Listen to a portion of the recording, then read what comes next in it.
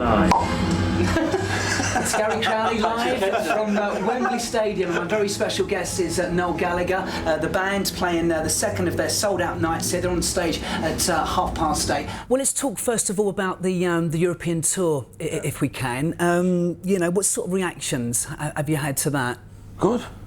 The best ones we've had since fucking started the band, to tell you the truth. No, it's been good. You know, it's been different and that, but we're a fans band. You know what I mean? They've joined it sort of, which is good. If I had £1 for every time the doorbell rang at 4 in the morning, all right, no, you're mad for it. Yeah. No, look, Liam lives round the corner, it's number 9, round there, big black gates. He's always mad for it. Go on. I just wondered, what kind of sort of memories, a couple of lines about each album and what they kind of sort of mean to you, what they bring back to you.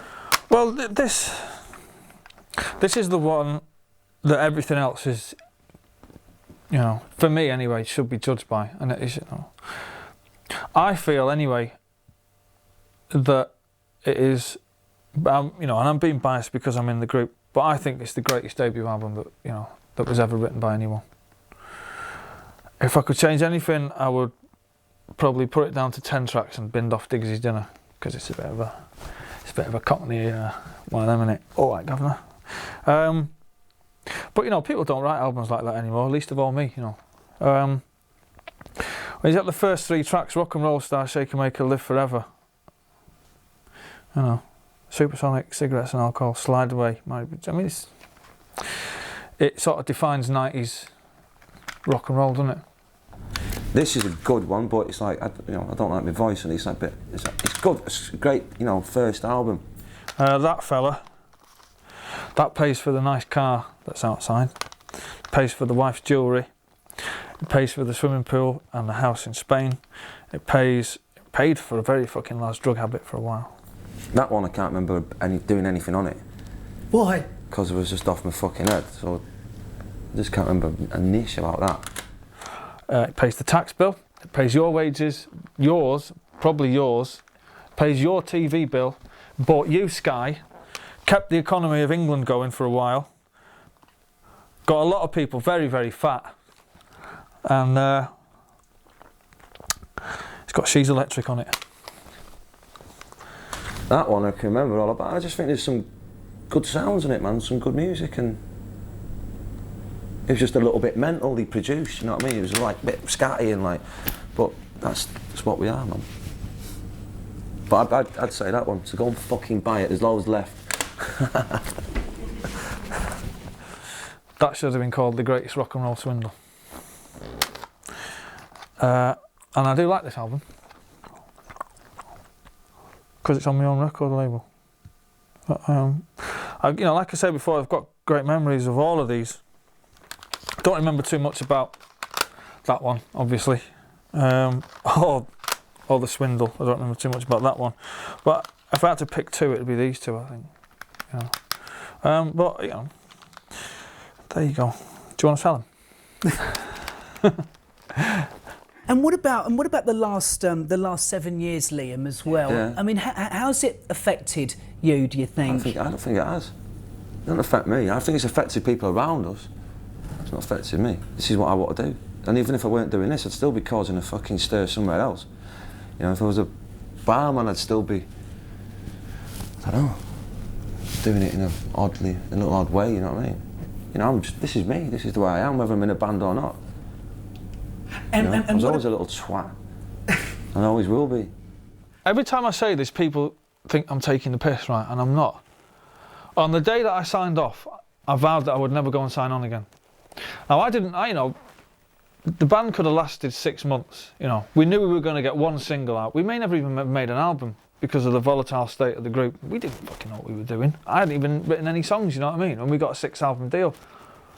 But I knew that I didn't ever want to go back and sign on again. I remember signing off, and the girl who took my signature was going, oh, because I've been going there for years.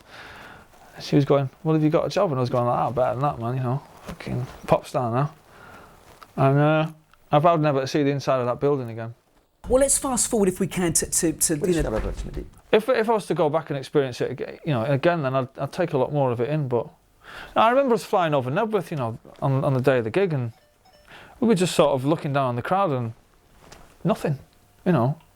We were just worried about how many cans of Stella there was in the fridge when we got into the dressing room. Not that it was the biggest gathering of people that England had ever seen for 2 days on the trot. As soon as we got out of the helicopter, we were saying to the tour manager, "Are all the Stellas in it? Are they cold? Has the match started yet?" Because I think United were playing Newcastle in the Charity Shield. Well, of course, Wembley Stadium beckons. Yeah. 2 sold-out shows. Piece of piss. What can people expect from the show? You know, can you give us an idea? You know, what you're going to give us? I think we're doing about 5 songs from the new record, and the rest of it's all greatest hits, really, I think. 70,000 people going absolutely ballistic. What kind of things are you sort of like thinking about? Are you sort of, you know... Sorry, go on. I'm not thinking of anything. It's easy, man. That's my job. That's what I do. That's what I've been doing for 8 years, 9 years. It's a piece of piss. And if you get fucking nervous, then you shouldn't be doing it. What goes through your mind is to get from one side of the stage to the other without tripping over anything. Because the last thing you want to do is look like a twat in front of your fans. I remember when we first met, I interviewed you. I think it was your first TV interview in a guitar shop in Denmark Street, and you guys were just getting ready to go off and play the Marquee. Yeah, just kind of sort of thinking back to that sort of like time. Yeah. You know, what were your sort of like your hopes and your aspirations for Oasis then? What would have success equalled to you back then? Everything's gone as according to plan. I think I'm quite happy with it. I was reading an article the other day, and there was an interview by me from 1994 before the first single come out, and there was a list of things, you know, I was probably drunk, of what the band were going to do over the next 10 years. There wasn't one that we didn't achieve. All I want to do is put music out. I'm allowed to put music out, and that's what matters. Whether it's good or bad, everything's good. You know what I mean? Anyone who can unlock the chain in there and unlock that in there and put it out, everything that anyone does is good. It's the way I've come to look at it, you know what I mean? Except for certain few people. He says menacingly. I've given up trying to, you know, worry about what direction it takes. You know, I write songs on a guitar, so it isn't going to sound like Jean-Michel Jarre, do you know what I mean?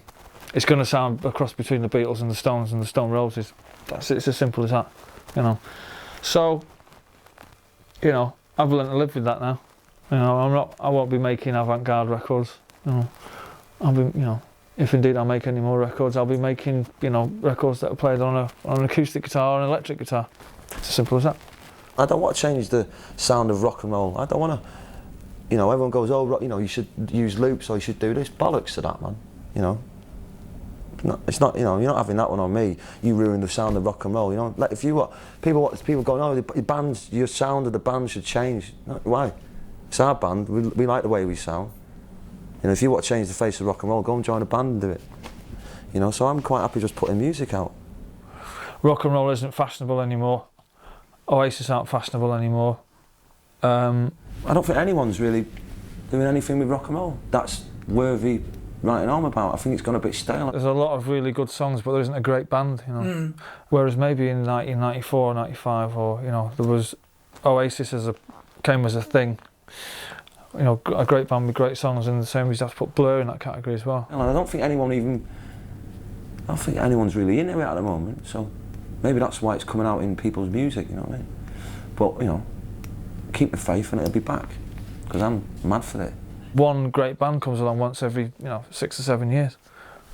You know, so we've got about 4 years to go to find another one.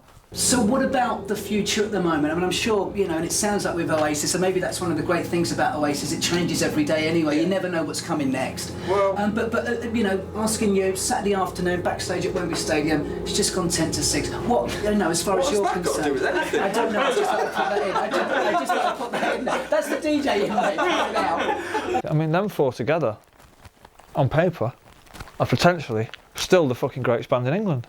Even if I never write another song. You know, Alan, I think, is the best drummer that I've ever worked with anyway. You know, Liam's Liam, isn't he? Andy and Gem, you know, are songwriters with something to prove, which is always a good combination, you know. You know. Yeah, I could see it going on for the next 20 years, to be honest with you. Thanks for doing this. You're a star. Have a good one. Bye-bye. Wait, right, I want this one. Get out.